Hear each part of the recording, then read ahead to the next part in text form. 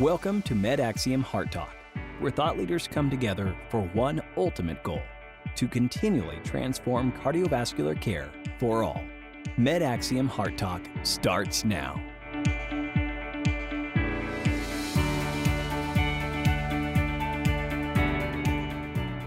I'm Melanie Lawson, host of MedAxiom HeartTalk, and today we are talking about the importance of early detection of PAD and optimizing goal-directed medical treatment to prevent disease progression and also improve outcomes.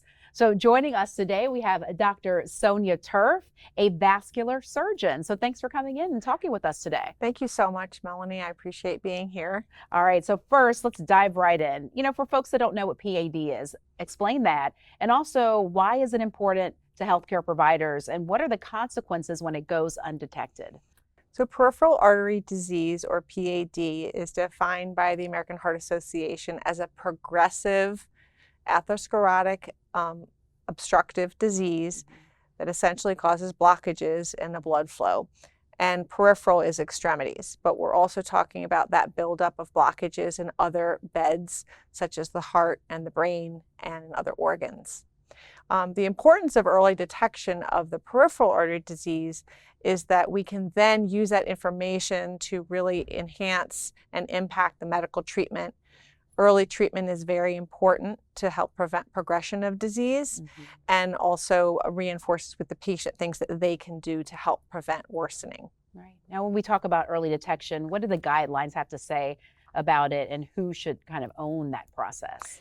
So for early peripheral artery disease, it's often unnoticeable from the outside. So it's something that definitely does not have one specific specialty or provider, but primary care physicians, podiatrists, and even nurses should be looking for and trying to identify the disease so that they can start to treat and impact the progression of the disease. What are some of the barriers, that you see, in your opinion, that might prevent an organization from implementing an early detection program? And then how can those be addressed, because they can be life-saving for a patient? Yes, so early detection or screening for peripheral artery disease is something the American Heart Association has come out with a national action plan to try to promote not only recognition of the disease, but to start screening programs for the disease. Some of the barriers to having a screening program are the logistics side of things, making sure that people have access to the tests, private area, a room to have the tests done. What test is going to be done? Is the test expensive to do? And also, is it painful? And also, what do you do with those results, and how can that result get communicated to the patient? So we do have options for testing, and I have some experience in starting a screening program with a VA hospital. When we developed the program, we found QuantaFlo to be extremely useful as a screening test. It's very easy to use. QuantaFlo uses volume plethysmography to identify both early and severe or advanced peripheral artery disease. Once the testing is done, then you get an immediate result from QuantaFlo, and then the determination is for the primary care providers would then work on risk factor management. They would know that their patients had the diagnosis of peripheral artery disease and could work on impacting the medical treatment, which is the first stage of treatment. We know that patients with peripheral artery disease are also more likely to have coronary artery disease. So that also can prompt some testing in that space with EKGs and cardiac testing that may be under-recognized. And then the third thing would be if they need to be referred to a specialist. Overcoming those obstacles was pretty easy with the QuantaFlo testing that we had, and has been a great tool for us to use to recognize the veterans with peripheral vascular disease. And the long-term benefits of that are tremendous. Yes, so long-term benefits for screening for patients is that it can impact the progression of the disease. So peripheral artery disease can cause limb loss and also morbidity.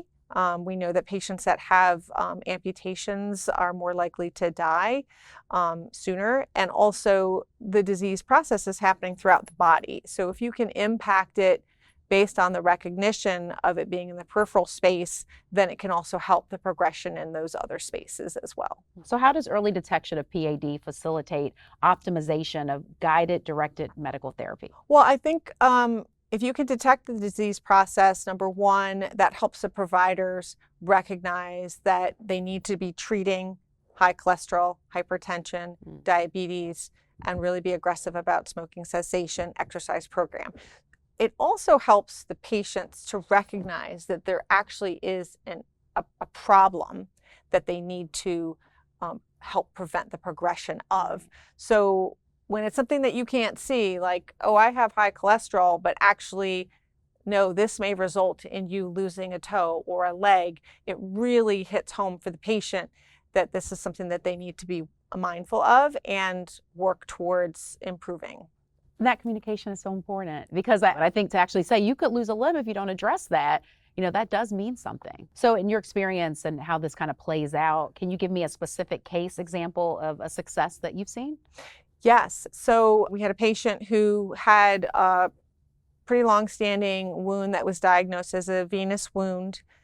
He's diabetic, non-healing wound. They tried compression therapy. He had ABIs that were non-compressible, so they were read as normal. And when we got the QuantaFlo test done by the wound care nurse, that test was abnormal. And he was then referred to vascular surgery. We did further testing, and he actually had treatment of his obstruction and was able to heal the wound within a month. Wow. So it really played out made a big differently. impact. Yeah. Yes. What could have happened if that didn't happen? So essentially, the benefit of QuantaFlo, in my experience, was that we were able to identify a disease that another test was not as accurate in patients with edema or hardening of the arteries with diabetic calcinosis. They are also often falsely positive or inaccurate for an ABI test. And the QuantaFlo test is painless. It was able to be done quite easily in the office, in the space, with an exam. A medical assistant did that test in that case. And the report was readily available, and they were able to act on that. And then that prompted further testing to really identify the area of obstruction. How's that patient doing? Great. I was going to say, I 1 just month, saw him. right? Yeah. Got his leg back. All right, Dr. Tuerff, thank you so much for joining us You're on so Heart Talk. welcome. Thank you, Melanie.